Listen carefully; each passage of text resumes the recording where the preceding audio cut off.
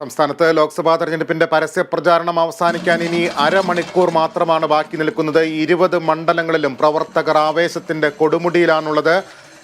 രാഷ്ട്രീയ പാർട്ടി പ്രവർത്തകർ ഓരോ കേന്ദ്രങ്ങളിലും ആനന്ദ നൃത്തം ചവിട്ടിയും തങ്ങളുടെ സ്ഥാനാർത്ഥികൾക്ക് അനുകൂലമായുള്ള മുദ്രാവാക്യങ്ങൾ മുഴക്കിയും കൊടിതോരണങ്ങൾ ഉയരത്തിൽ പാറിക്കളിച്ചും ഒക്കെ ആവേശത്തിന്റെ വർണ്ണക്കാഴ്ചകൾ തീർക്കുന്ന ഒരു ദൃശ്യങ്ങളാണ് എല്ലായിടത്തു നിന്നും കാണാൻ കഴിയുന്നത്. ഇപ്പോൾ പത്തനംതിട്ടയിൽ നിന്നും അജിംഷാദ് ചേരുന്നു. അജിംഷാദ്, കേരള രാഷ്ട്രീയം ഉറ്റുനോക്കുന്ന പോരാട്ടങ്ങളിൽ ഒന്ന് നടക്കുന്ന മണ്ഡലമാണ് പത്തനംതിട്ട. ആദ്യഘട്ടത്തിൽ പതിഞ്ഞ താളത്തിലായിരുന്ന പ്രചരണം പിന്നീട് ദ്രുതതാളത്തിലേക്ക് എത്തുന്ന ഒരു കാഴ്ച പത്തനംതിട്ടയിൽ കാണാൻ കഴിഞ്ഞു. ആന്റണിക്കെതിരെ ശക്തനായ തോമസ് ഐസക്കിനെ LDF രംഗത്തിറക്കി, അനിൽ ആന്റണിയെ രംഗത്തിറക്കി NDAയുടെ മറുപടി. അനിൽ ആന്റണിക്കെതിരെ ദല്ലാൽ നന്ദവുമായി ഉയർത്തിയ ആരോപണത്തിന്റെ പൊടിപടലങ്ങൾ ഇപ്പോഴും അടങ്ങാത്തൊരു രാഷ്ട്രീയ കാലാവസ്ഥയിൽ എങ്ങനെയുണ്ട് പത്തനംതിട്ടയിലെ കൊട്ടിക്കലാശം? തീർച്ചയായും ലിബീഷ്, ആവേശം പൊട്ടിക്കേറുന്ന പത്തനംതിട്ട ടൗണിലാണ് ഞങ്ങളിപ്പോൾ ഉള്ളത്. വോട്ടംഗം ഇങ്ങനെ ഓരോ സ്ഥലങ്ങളിലൂടെ കടന്നു പോകുമ്പോൾ കൊട്ടിക്കലാശം പത്തനംതിട്ടയിലാണ് നമ്മളെ ഏറ്റുമുട്ടിയത്, നമ്മളെ വരവേറ്റത്. അതായത് തോമസ് ഐസക്കും ആന്റണിയും വീണ ജോർജും ഒക്കെ ഈ കൊട്ടിക്കലാശത്തിൽ പ്രവർത്തകർക്കൊപ്പം ആവേശമായി അലതല്ലുന്നുണ്ട്. നമ്മൾ ദൃശ്യങ്ങളിൽ കാണുന്നത് പോലെ ഈ മുക്കവലയിൽ ചേർന്ന് നിൽക്കുന്ന വലിയ ആവേശമാണ് പൊട്ടിക്കയറുന്നത്. ഇനിയുള്ള മൗനത്തിന്റെ ഒരു നാൾ, അതിനുശേഷം സമ്മതിദാന അവകാശം രേഖപ്പെടുത്താനായി ജനങ്ങൾ പത്തനംതിട്ടയിലേക്ക് ഒഴുകുകയാണ്, അല്ലെങ്കിൽ പത്തനംതിട്ട ബൂത്തുകളിലേക്ക് പോവുകയാണ്. പത്തനംതിട്ട ലോക്സഭയെ ആര് നയിക്കും, ആര് പ്രതിനിധീകരിക്കും എന്നറിയുന്ന നിമിഷം. ആ ആവേശമൊക്കെ അലതല്ലായി അലകടലായി അലയടിക്കുന്ന നിമിഷങ്ങൾ തന്നെയാണ് ഇപ്പോൾ നാം കാണുന്നത്. ആന്റണിയും തോമസ് ഐസക്കും അടക്കമുള്ള സ്ഥാനാർത്ഥികൾ, ഒപ്പം വിവിധ പാർട്ടികളുടെ നേതാക്കന്മാരൊക്കെ ഈ കൊട്ടിക്കലാശം കാണാനായി എത്തിയിട്ടുണ്ട്. ലോറിക്ക് മുകളിൽ നിന്ന് പ്രവർത്തകരുടെ കൊടി വീശുന്ന ആവേശം അവർ കണ്ടുകൊണ്ട് നിൽക്കുകയാണ്. റാന്നിയും കോന്നിയും ആറന്മുളയും കാഞ്ഞിരപ്പള്ളിയും തിരുവല്ലയും പൂഞ്ഞാറും അടങ്ങുന്ന 7 നിയമസഭാ മണ്ഡലങ്ങൾ ഉൾക്കൊള്ളുന്ന പത്തനംതിട്ട ആർക്കൊപ്പം നിൽക്കും എന്നതാണ് അറിയേണ്ടത്. അത് ആ മണ്ഡലത്തെ ഇളക്കി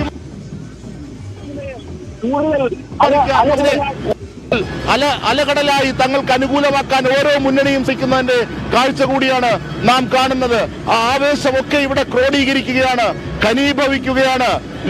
ഏറ്റവും പ്രധാനപ്പെട്ട ഒരു വസ്തുത, 2009 മുതൽ 2019 വരെ 3 തവണയായി ആന്റണിയാണ് ഈ മണ്ഡലത്തെ പ്രതിനിധീകരിക്കുന്നത്. ആന്റണി ആദ്യഘട്ടത്തിൽ അനന്തഗോപനോടാണ്, CPIMന്റെ അനന്തഗോപനോടാണ് 2009 ഏറ്റുമുട്ടുന്നത്.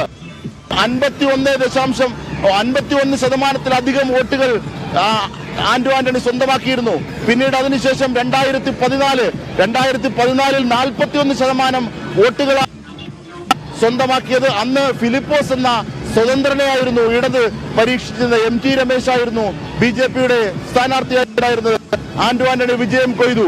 2014 നിന്ന് 2019 ആകുമ്പോൾ 31% വോട്ട് മാത്രമാണ് ആന്റണിക്ക് ലഭിച്ചത്. പക്ഷേ ആന്റണി വിജയിക്കുകയും ചെയ്തു. അന്ന് വീണ ജോർജ് ആയിരുന്നു ആരോഗ്യമന്ത്രി. വീണ ജോർജ് ഇവിടെ നിന്നിട്ടുണ്ട്. ഇപ്പോഴത്തെ നില നോക്കിയാൽ തോമസ് ഐസക്കും ആന്റണിയും ഒപ്പം അനിൽ എന്നത് അറക്കൽ കുര്യൻ മകൻ ആന്റണി, ആ AK ആന്റണി ആണ്. കോൺഗ്രസിൽ നിന്ന് മീഡിയ തലവനായി നിന്നിരുന്ന AK ആന്റണിയാണ് BJP സ്ഥാനാർത്ഥി ഇവിടേക്ക് പത്തനംതിട്ടയിലേക്ക് എത്തുന്നത്. അതുകൊണ്ട് തന്നെ UDF ഒന്ന് അന്താളിച്ചതാണ്. പക്ഷെ അതൊക്കെ പ്രചരണത്തിനൊടുവിൽ മറികടക്കാനായി എന്നത് തന്നെയാണ് ഈ കൊട്ടിക്കലാശത്തിൽ കാണുന്ന ആവേശം. പക്ഷെ തോമസ് ഈടൈക്കൺ മുൻ ധനമന്ത്രി കിഫ്ബിയുമായി ബന്ധപ്പെട്ട് ഇപ്പോഴും കോടതിയിൽ ഏറ്റുമുട്ടുന്ന തോമസ് ഐസക്, ഇങ്ങനെ ഇടതൈക്കണായ തോമസ് ഐസക് തന്നെയാണ് LDFനെ ഈ തവണ പ്രതിനിധീകരിക്കുന്നത്. ഈ 2009 മുതൽ 2014 19 വിജയം കോൺഗ്രസിന് UDFന് ആവർത്തിക്കാനാകുമോ, അതോ തോമസ് ഐസക്കിലൂടെ അട്ടിമറിക്കാനാകുമോ? അനന്തഗോപനും ഫിലിപ്പോസിനും വീണ ജോർജിനും ഒന്നും സാധിക്കാത്തത് ഇടതൈക്കണായ തോമസ് ഐസക്കിന് ഇനി നാം ഉറ്റുനോക്കുന്നത്. അത്തരത്തിൽ മണ്ഡലം അങ്ങനെ സജീവതയിൽ ഉയർന്നു പൊങ്ങുകയാണ്. ആ ആവേശം മുഴുവനാണ് ഇതാ പത്തനംതിട്ടയിൽ നമുക്ക് കാണാനാകുന്നത്. 3 മുന്നണിയുടെയും പ്രവർത്തകർ, 3 മുന്നണിയുടെയും നേതാക്കൾ, ജനങ്ങൾ അഭ്യുദയം തീർത്തുകൊണ്ട് ഏറ്റവും വലിയ രീതിയിൽ തന്നെ അവരുടെ ആവേശം അലകടലാക്കി ഇവിടെ ഇതാ ാണ്. എനിക്കൊപ്പം നിതിൻ പ്രഭാകരൻ കൂടിയുണ്ട്. നിതിൻ പ്രഭാകരനിലേക്ക് കൂടി പോയാൽ നിതിൻ, വിവിധ ഘട്ടങ്ങളിലായി കണ്ട ആവേശമുണ്ട് ജനങ്ങളുടേത്. എല്ലാ പക്ഷത്തുമുള്ള ജനങ്ങൾ ആവേശങ്ങളൊക്കെ അലകടലായി ഇവിടെ ഇരമ്പിയെത്തുകയാണ്.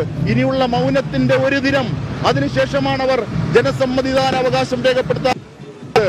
അതൊക്കെ തങ്ങൾക്ക് എന്ന വലിയ ആവേശമല്ലോ നമ്മൾ. തീർച്ചയായും പത്തനംതിട്ട മണ്ഡലത്തിൽ ആര് തോൽക്കുമെന്നറിയാൻ ഇനി നിമിഷമാണ് പത്തനംതിട്ടയിലെ ജനങ്ങൾ പോളിംഗ് ബൂത്തിലേക്ക് പോകാനുള്ളത്. ഇപ്പോൾ പത്തനംതിട്ട ലോക്സഭാ മണ്ഡലത്തിലെ സ്ഥാനാർത്ഥികളുടെ കൊട്ടിക്കലാശത്തിന്റെ ദൃശ്യങ്ങളാണ് നമ്മുടെ കണ്ടുകൊണ്ടിരിക്കുന്നത്. വളരെ വലിയ ആവേശ കൊടുമുടിയിലാണ് മൂന്ന് മുന്നണി പ്രവർത്തകരുമുള്ളത്. UDF-ന്റെയും NDA-യുടെയും പ്രവർത്തകന്മാർ വളരെ വലിയ ആവേശത്തിൽ പത്തനംതിട്ട നഗരത്തിൽ ത്രിവർണ്ണ പതാകയും ചമ്പതാകയും കയ്യിലേന്തിക്കൊണ്ട് ഇടത് വലത് മുന്നണി പ്രവർത്തകന്മാർ അവരുടെ ആവേശ കൊടുമുടിയിലാണ് പത്തനംതിട്ട ഇപ്പോഴുള്ളത്. പത്തനംതിട്ടയിൽ ആന്റണി തവണയും ജയിച്ചു കയറുമോ, അതോ തോമസ് ഐസക്കിന്റെ ധനകാര്യ മാന്ത്രികത വോട്ടായി മാറുമോ? NDA-ക്ക് വേണ്ടി കളത്തിലിറങ്ങിയ അനിൽ കെ ആന്റണി പത്തനംതിട്ടയിൽ പുതുചരിത്രം രചിക്കുമോ എന്ന കണ്ടൂറുകൾ മാത്രമാണുള്ളത്. പത്തനംതിട്ടയിലെ പോളിംഗ് ബൂത്തിലെത്താൻ എന്തായാലും അലക്കടൽ തീർത്തുകൊണ്ടാണ് പത്തനംതിട്ടയിലെ കൊട്ടിക്കലാശം മുന്നേറിക്കൊണ്ടിരിക്കുന്നത്. അജിംഷാദ്, തീർച്ചയായും ലിബീഷ്, വോട്ടംഗം ഇങ്ങനെ വിവിധ മണ്ഡലങ്ങളിലൂടെ 20 മണ്ഡലങ്ങളിലൂടെയും ഇങ്ങനെ സഞ്ചരിച്ചു വരികയായിരുന്നു. നമ്മൾക്ക് ഈ ആവേശം ഇവിടെ കൊടിമുടിയായി ഉയർന്നു നിൽക്കുന്ന ഈ ആവേശം ഉയരുന്ന ഈ ആവേശം നൽകാൻ പ്രേക്ഷകർക്കായത് പത്തനംതിട്ടയിലാണെന്ന് മാത്രമേ ഉള്ളൂ. വോട്ടംഗത്തിന്റെ യാത്ര തുടർത്തിൽ നാം പത്തനംതിട്ട ടൗണിൽ എത്തുമ്പോഴാണ് അവിടെ കൊട്ടിക്കലാശം നടക്കുന്നത്. അതാണ് ദൃശ്യങ്ങളായും ഇത് പ്രേക്ഷകർക്ക്, കേരള വിഷൻ പ്രേക്ഷകർക്ക് നൽകാനാകുന്നതിൽ ഏറ്റവും പ്രധാനപ്പെട്ട ഒരു രാജ്യത്തിന്റെ ആകെ ഗതി നിർണയിക്കുന്ന, രാഷ്ട്രീയ കേരളത്തിന്റെ മനസ്സെങ്ങോട്ടേക്കാണ് ചലിക്കുന്നത് എന്നറിയുന്ന ഉദ്വേഗ നിമിഷങ്ങളിലൂടെ കടന്നു പോകുന്ന ഏറ്റവും പ്രധാനപ്പെട്ട തെരഞ്ഞെടുപ്പ് 2024 ലോക്സഭാ തെരഞ്ഞെടുപ്പിൽ 20-ൽ ഈ പത്തനംതിട്ട അടക്കം 20-ൽ കേരളത്തെ പ്രതിനിധീകരിക്കുന്നത് ആരൊക്കെയാണ്, ഏതൊക്കെ മുന്നണിക്കാണ്, ആർക്കാണ് മേൽക്കൈ? 19-1 പിന്നീട് 18-2 ആയ ആ അനുപാതം ഇടതുമുന്നണിക്ക് മാറ്റാനാകുമോ, അതോ UDF-ന് ആ മേൽക്കൈ കൂടുതൽ ശക്തിയോടുകൂടി അവരോധിക്കാനാകുമോ? BJP ഏതെങ്കിലും പ്രധാനമന്ത്രി അടക്കം ഇവിടേക്ക് എത്തിയ രണ്ടക്കം എന്ന് പറയുന്നത് സാർത്ഥകമോ BJP-ക്ക്? അനിൽ ആന്റണിയും ശോഭാ സുരേന്ദ്രനും രാജീവ് ചന്ദ്രശേഖറും പിന്നീട് തൃശ്ശൂരിലെ സുരേഷ് ഗോപിയും ഒക്കെ സാധ്യതകളായി പറയുന്നുണ്ടെങ്കിലും BJP-ക്ക് ഏതെങ്കിലും രണ്ടക്കം തയ്ക്കാനാകുമോ എന്നതും നാം ഉറ്റുനോക്കുന്നു. അങ്ങനെയുള്ള ഉദ്വേഗ നിമിഷങ്ങളിലൂടെയാണ് രാഷ്ട്രീയ കേരളം കടന്നു പോകുന്നത്. അങ്ങനെ നമ്മൾ എല്ലാ വിവരങ്ങളുമായി